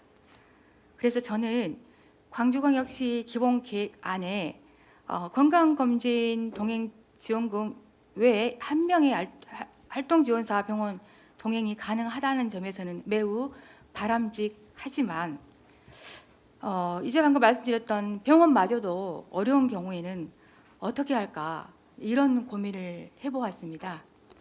따라서 제가 지금 서구 지역에서 복지관이 있거든요. 네, 그 서구 지역에 서구청 내에서 서구 노인 의료 돌봄 통합 지원 시범 사업 사례를 참고할 필요가 있겠다라는 생각을 해봅니다. 그 서구에서의 진행하고 있는 사업 내용을 말씀드리도록 하겠습니다.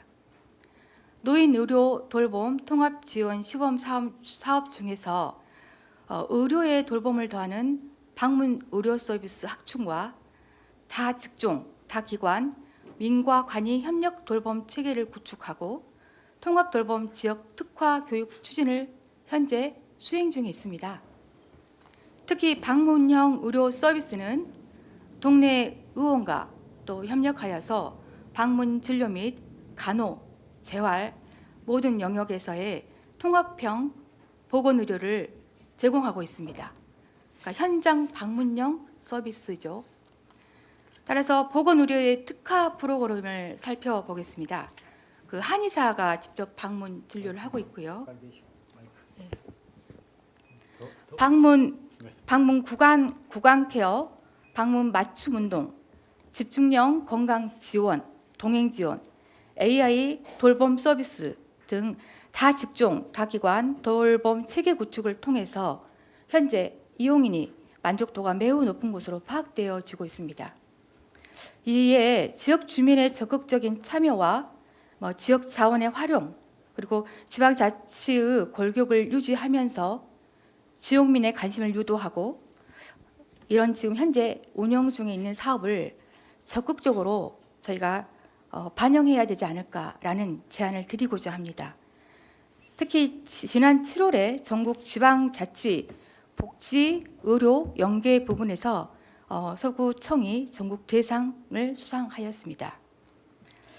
저는 이러한 성공 사례를 발달장애인 복지 분야에 적극적으로 적용하여서 찾아가는 맞춤형 현장 방문 서비스의 도입을 통해서 발달장애인의 보다 건강하고 행복한 삶을 누릴 수 있도록 제안해 봅니다. 두 번째입니다. 현재 발달 장애인의 지원 인력의 전문 교육과 또 이런 경력 개발 체계 마련이 준비되어 있을 줄 압니다.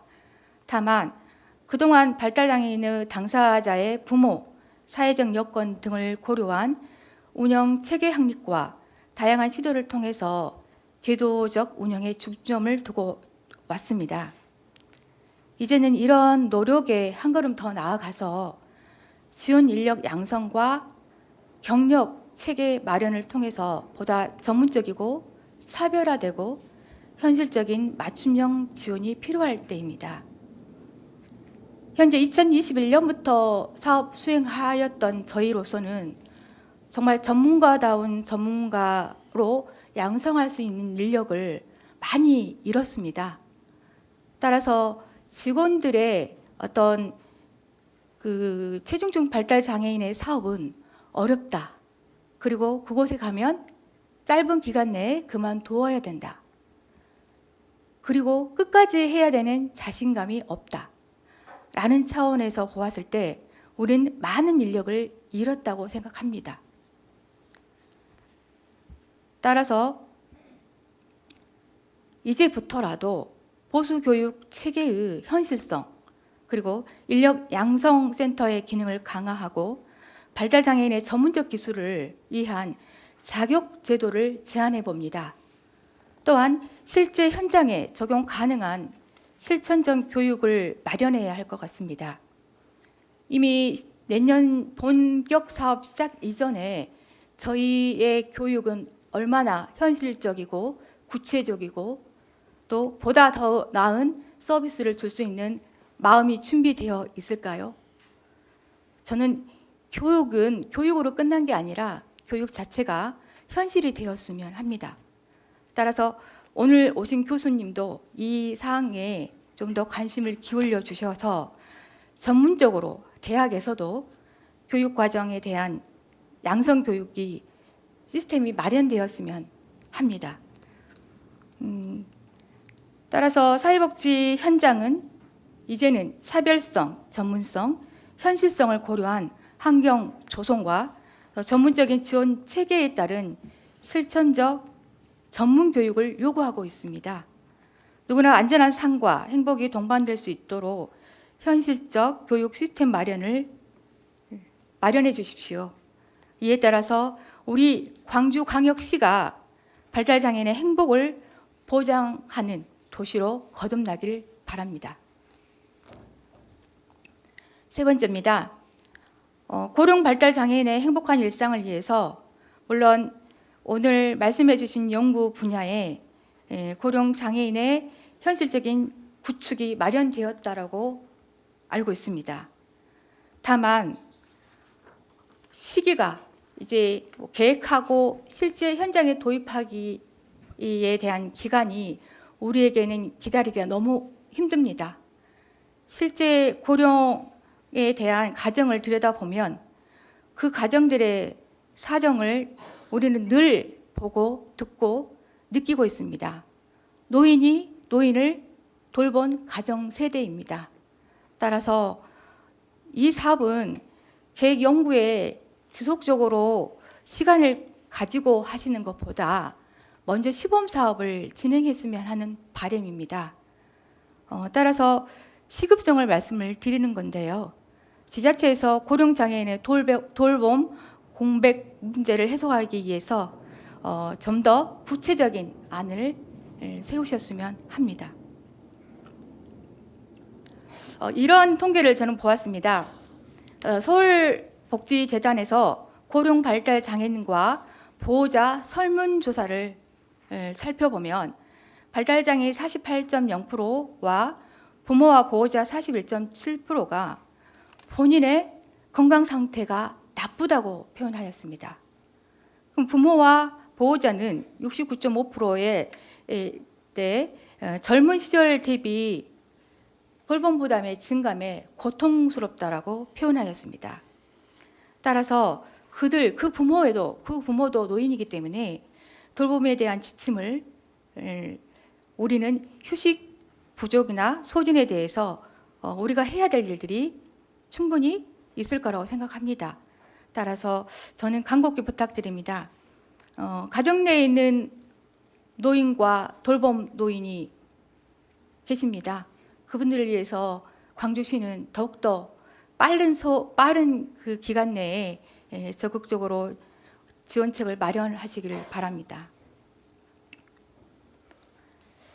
저는 광주의 촘촘한 돌봄 서비스의 연계, 그리고 돌봄의 틈새를 메우는 광주 플러스 돌봄, 긴급 위기의 상황 해소를 위한 강주다운 통합 돌봄 실천을 위해 단 한 사람도 소외되지 않고 따뜻한 도시로 거듭나길 간절히 희망합니다. 감사합니다.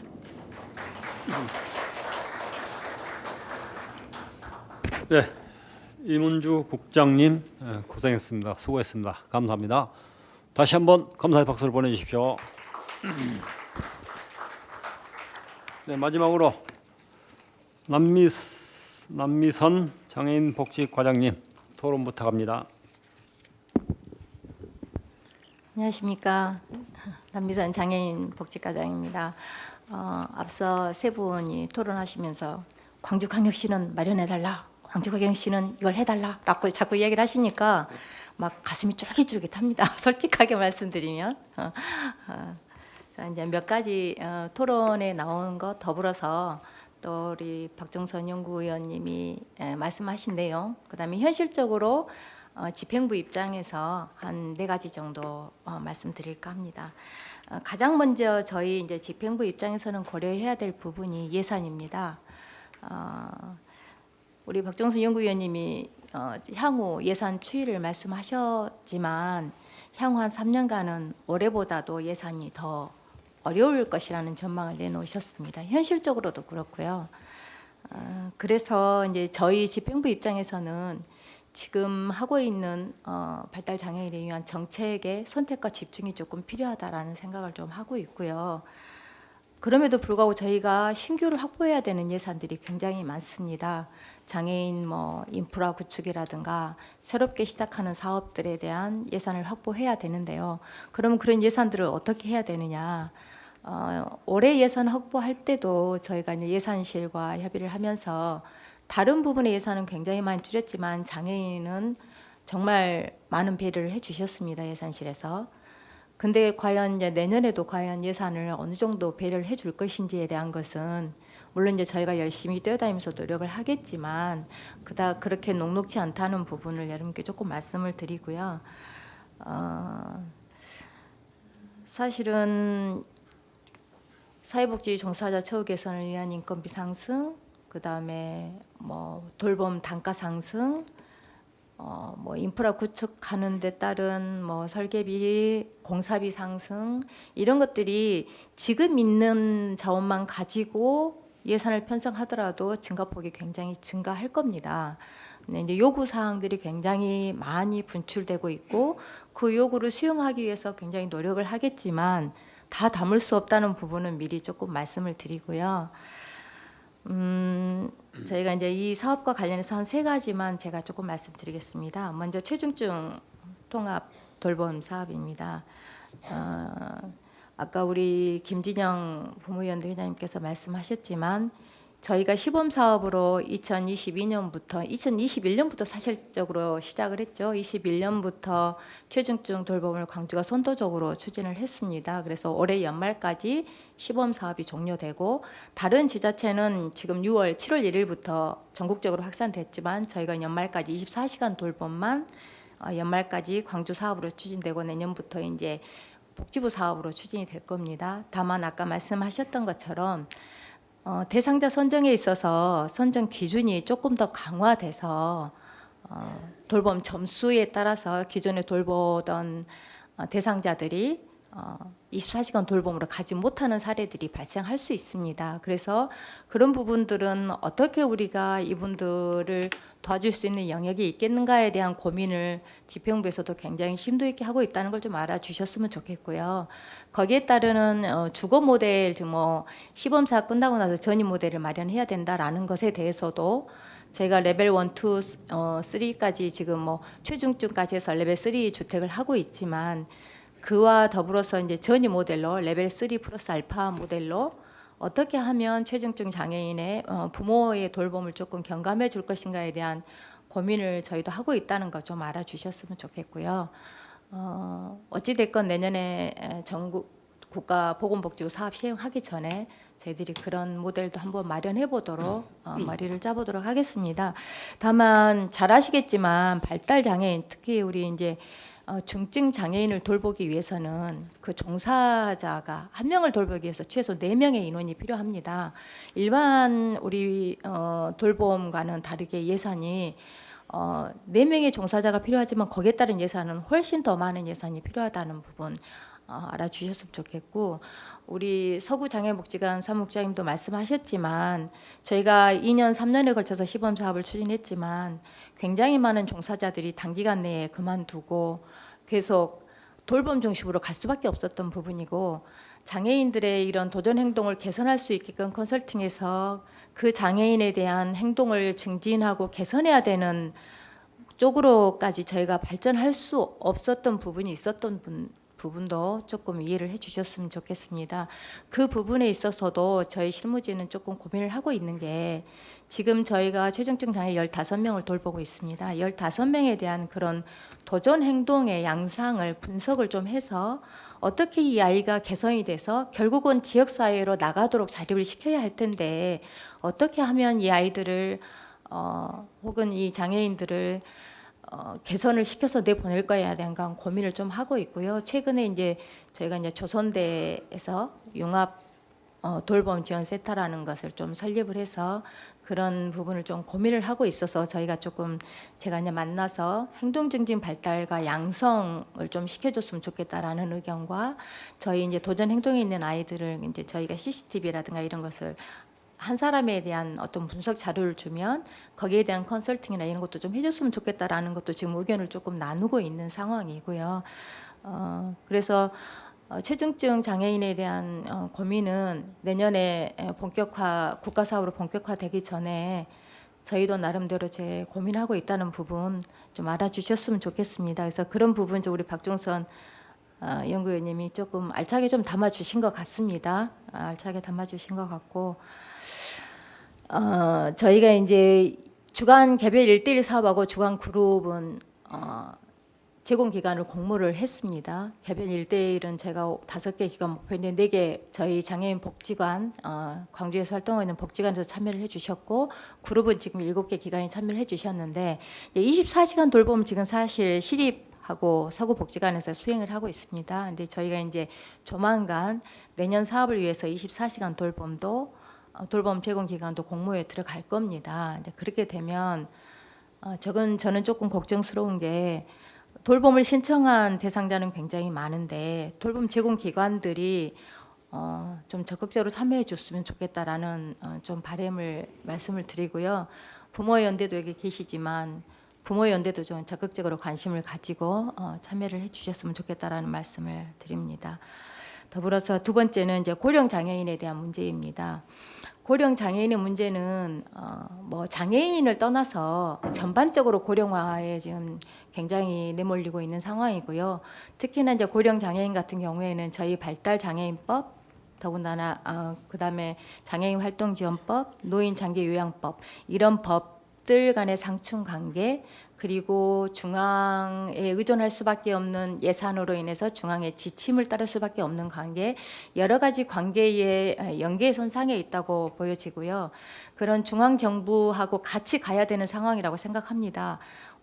잘 아시겠지만 발달 장애인 65세 이상 돌봄 계속해달라는 소송도 저희가 좀 진행하고 있는 부분들도 없지 않아 있고 해서 이것은 국가하고 같이 가야 되는 부분이고, 노인 장기 요양 서비스 하고 같이 맞물려 가는 거기 때문에 아까 우리 정의경 교수님 말씀해 주신 기존의 시설을 활용하여 기존의 우리 돌봄과 노인 소위 시설을 같이 연계하는 방법도 하나의 대안이 될 수 있겠다는 판단이 됩니다. 그리고 이제 저희가 세 번째로 고민하고 있는 부분은 장애인 건강권과 장애인 조기 개입을 통한 재활 치료 부분입니다. 거기에 관련돼서 이제 저희가 장애 친화 검진 기관을 어렵게 선정을 했고 지금 지정을 받기 위해서 굉장히 노력을 하고 있습니다. 우리 동네 의원이라고 광산구에 있는 곳이 지정이 돼서 지금 가고 있는데 정확하게 확정이 돼서 지정되진 않았습니다. 거기에 따른 저희가 최종 지정을 받기 위해서 노력을 하고 있고요. 거기가 지정이 되게 되면 건강검진이 조금 광주에 있는 장애인들한테 조금 도움이 되지 않을까 지금 판단을 하고 있고요. 지금 저희가 고민되는 부분이 장애인 거점병원하고 행동적인 발달센터입니다. 사실은 여기에 들어갈 수 있는 영역이 전남대학교하고 조선대 학교밖에 없는데 의료 인력 부족이라든가 여러 가지 여건 때문에 지정을 받기가 어려운 상황입니다. 저희가 병원에 접촉을 하고 있지만 의료 인력 부족으로 인해서 조금 어려움에 있다는 사항을 좀 말씀드리고요. 행동정기 발달센터는 정말 필요하다고 생각이 되는데 이건 뭐 의료 부분하고도 연계가 돼 있어서 조금 어려운 상황에 있다는 부분을 말씀드립니다. 그거 더불어서 이제 그 장애인 건강권 접근성 향상을 위해서 최근에 저희가 이제 전남대에 지역 장애인 보건의료센터가 있습니다. 거기 의료센터하고 공공보건의료단, 그다음에 교통약자 이동지원센터 여러 개 지금 보건소 이렇게 같이 모여서 장애인들 건강 그 의료 접근성을 좀 향상시켜 보자고 해서 업무 협약도 추진하고 나름대로 건강권 확보를 하기 위해서 나름대로 노력하고 있다는 부분을 말씀을 드립니다. 저희 장애인 분야는 여기 계신 우리 서영규 부회장님께서 굉장히 전폭적인 지지를 해주고 계시고 또 학계나 복지관 그다음에 현장에서 뛰고 계신 분들이 또 열심히 해주셔서 장애인 쪽에는 조금씩 나아지고 있다고 생각을 하고 있습니다. 그래서 오늘 나온 여러 가지 안건들에 대한 전부 수용은 굉장히 어려운 부분이지만 나름대로 저희가 수요를 반영할 수 있도록 열심히 노력하도록 하겠습니다. 감사합니다.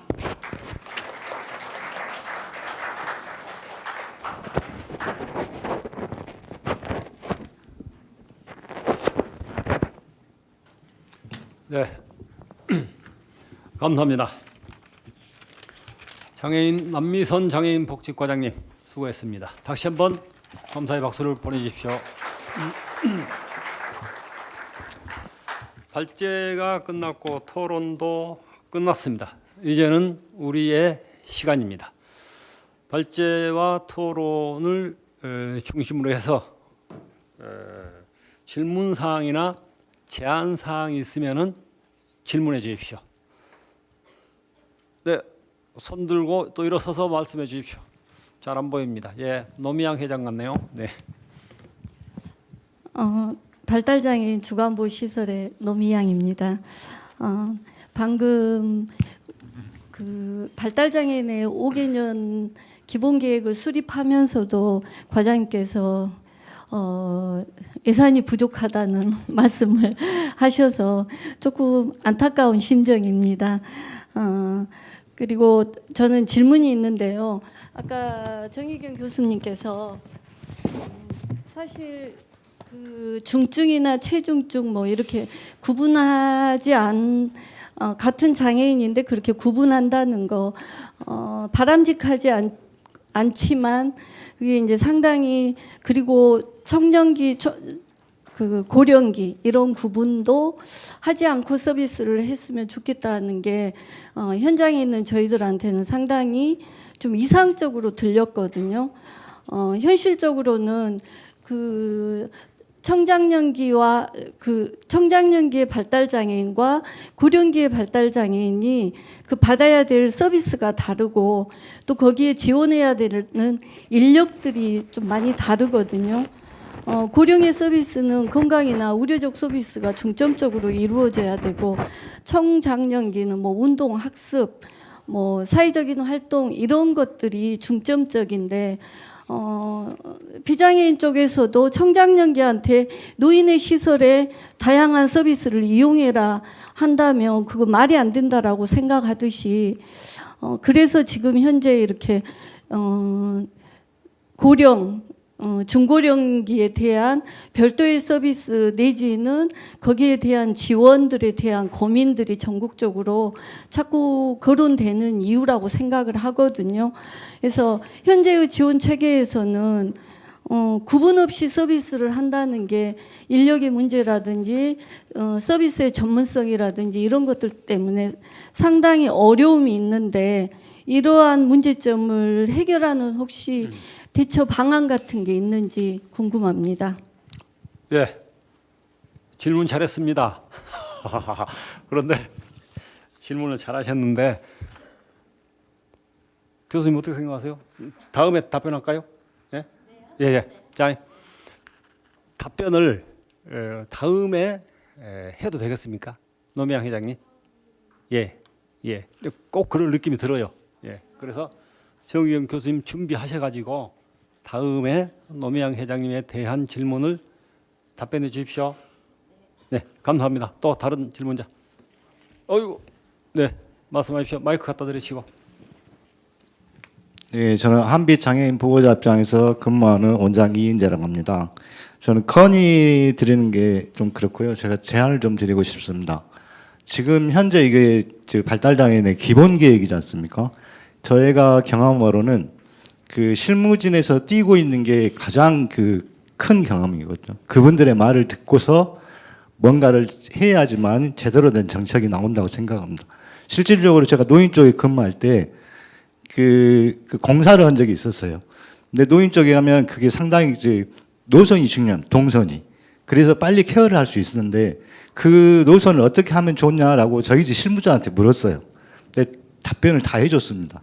근데 이제 위에서 뭐 사무국장님들, 원장님들 이렇게 결정하고 다른 곳으로 이렇게 이동 통로를 만들다가 3번에 걸쳐서 결국 저희들이 만든 이동 통로로 동선을 만들고 공사가 끝나더라고요.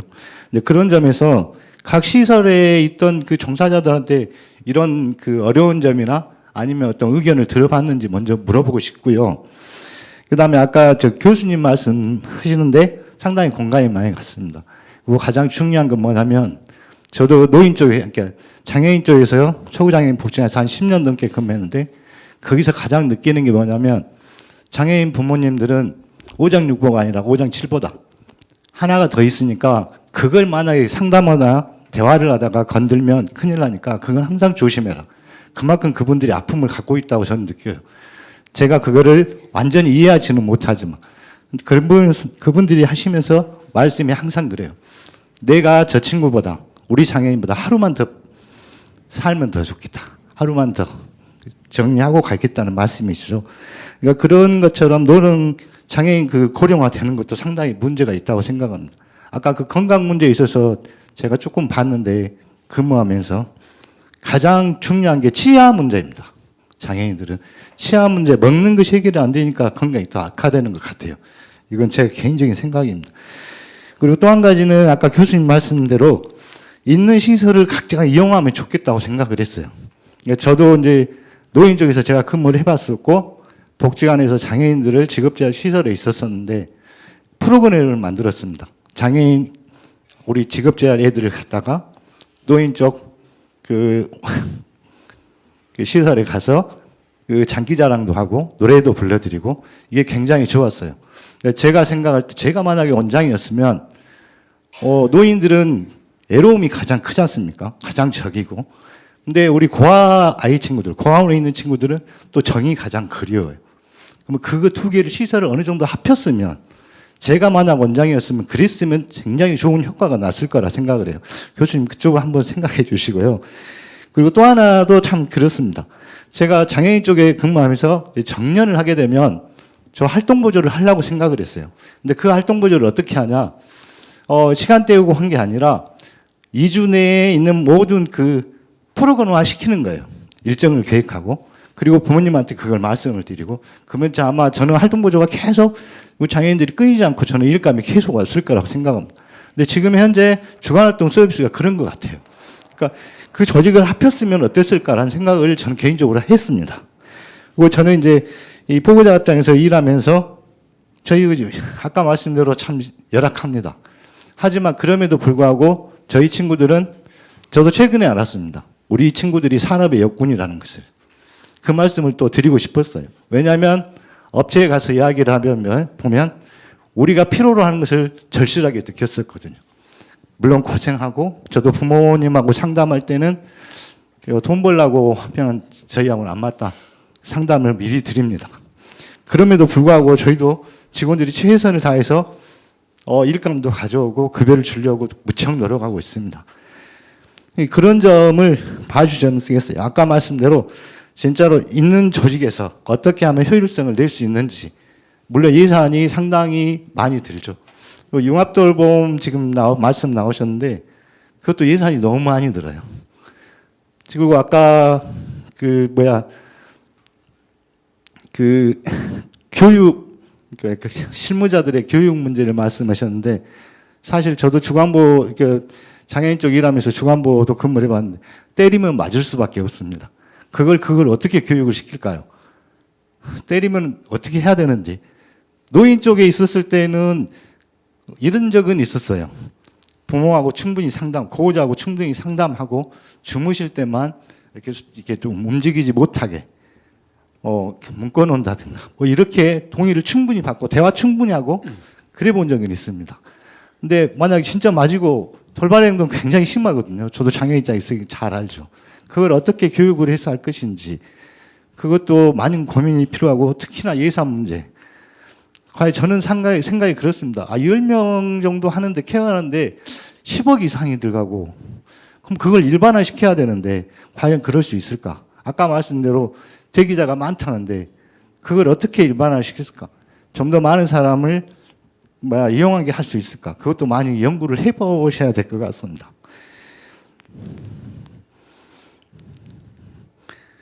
제일 중요한 것은 아까 말씀대로 제가 이제 장애인 쪽에서 근무하면서 가장 느끼는 게 뭐냐면 장애를 가진 아이가 태어났을 때 조기 교육, 특히 부모 교육이 중요하다고 생각합니다. 교수님 그런 쪽으로 해서 제도가 좀 발전 나가면 제가 직접 봤어요. 장애인 쪽에 근무하면서 한 장애인이 엄마가 이제 그 장애라는 것을 알게 됐어요. 그 교사분이었는데 그분이 교사직을 포기하고 그분이 그 시절에는 교육기관이 그렇게 많지 않았어요. 서울도 가고 뭐도 하면서 그렇게 했었는데 제가 이제 복지관에 근무하면서 전환교육하면서 그 친구를 봤어요. 굉장히 돌발 행동도 합니다. 근데도 불구하고 어느 날 보호자 입장에서 굉장히 건실하게 일을 하고 있더라고요. 깜짝 놀랐습니다. 원래 그런 교육이 없었더라면 주간보호나 있었을 상황이었을 건데 아마 부모 교육이 상당히 저는 중요하다고 생각합니다. 그런 체계랄지 지금 이 기본 계획이 한번 수립되면 뭔가 방향을 결정하는 것이기 때문에 제가 바라는 것은 많은 시설들의 지금 현재 종사하고 있는 분들의 의견을 많이 들었으면 그리고 난 다음에 이런 걸 했으면 어떠나 싶습니다. 제안 드립니다. 예. 토론자인 줄 알고 헷갈렸습니다만 제안으로 끝나는 거죠. 다른 특별한 답변 제안해 주셔서 감사합니다. 또 다른 질문 있으시면 유은주 원장님. 네, 장애인 공동생활가정 연합회장 유은주입니다.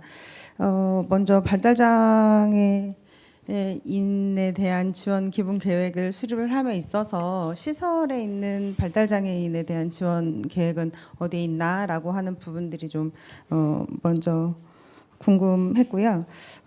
박종선 연구원님께서 말씀하셨던 기존 시설 기존의 자원을 활용을 해야겠다라고 하는 부분들과 관련해서 좋은 의견이지만 먼저 선행되어져야 될 것들이 저는 공동생활 가정의 입장이니까요. 공동생활 가정의 정상화가 먼저 우선 되어져야 되지 않겠나라고 하는 제안입니다. 아까 과장님께서 말씀을 하실 때 한 명의 최중증 장애인에게 필요한 인력은 이 4명이라고 이렇게 말씀을 하셨어요. 공동생활 가정은 지금 2명의 인력이 4명의 장애인들을 지원을 하고 있는 상황입니다. 이 부분도 원활하게 지금 지원이 되지 않는 상황이고, 그 다음에 저희 그 공동생활 가정의 입주하고 있는 이용인분들 중에서도 체중증의 고령화, 노령화의 직면에 있으신 분들도 있어서 이런 분들에 대한 지원에 구분이 있어야 된다라고 하는 것들을 저희가 지속적으로 관가 얘기를 해왔었던 부분들이어서 이런 것들이 전체적으로 좀 아우러지는 그런 지원 계획이 좀 수립이 되면 좋겠다라고 하는 제안입니다. 이상입니다. 네, 잘 들었습니다.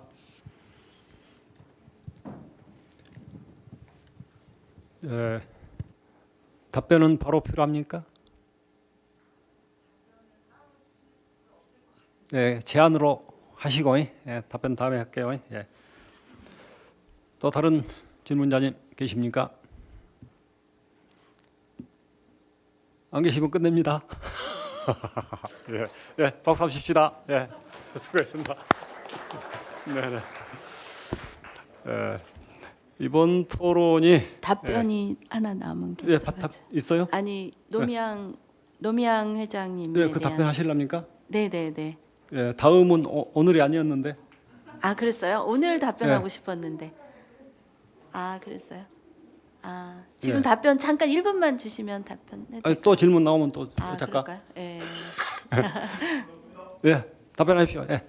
아, 네네. 아까 이제 그 예를 들면 기존에 예를 들면 그동안 어떻게 새롭게 하는 것 중에 연구를 막 구분해야지라고 했던 것들이 사례들이 체중증 주간활동 서비스라든가 아니면 고령장애인 주간활동 서비스 시설이다든가 이런 얘기들을 우리가 구분해서 나온 적들이 되게 많이 있었어요. 근데 그런 것들이 구분되는 것들이 연구 단계에서 연구진들에 의해서 그렇게 하면 안 된다라고 해서 마무리되면서 이제 이렇게 그것들이 구분화되지 않았던 것들이 있습니다. 만약에 노인 중에서 신체적인 케어가 필요한 발달장애인이라고 한다면 사실 개별적으로 가는 거는 좋겠지만 그런 신체 케어가 필요하지 않은 중고령 장애인이면 중년이잖아요. 그죠?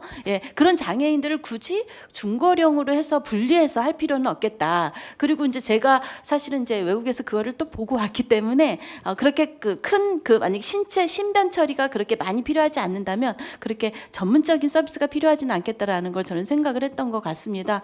그리고 이제 아까 누군가 한 분이 제안했는데 과장님께서도 어느 대학교에다 그 어떤 중증 그 교육이나 이런 거를 하셨는데 그렇게 하기보다는 이거는 발달장애인 지원센터가 있기 때문에 발달장애인 지원센터가 중심이 돼서 그런 것들은 해야 된다라고 저는 말씀드리겠고요. 또 하나는 이제 다른 미국이나 일본들은 다 그렇게 하고 있습니다. 전달 체계가 국가가 하는 전달 체계가 있기 때문에 이런 것들은 책임지고 전달 체계가 충분히 잘할 수 있거든요. 책임력이 있기 때문에 그래서 그런 것들은 어떤 개별 대학교에 뭐 유능한 교수님이 계셔서 좋을 수는 있겠지만 그런 것들은 책임성과 지속성의 문제가 필요하기 때문에 이거는 약간 공공이 가져가야 된다라는 생각을 하면서 마무리 짓겠습니다. 감사합니다.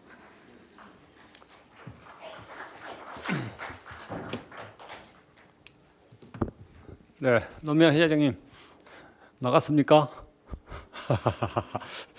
네, 또 다음에 질문하면 네. 네.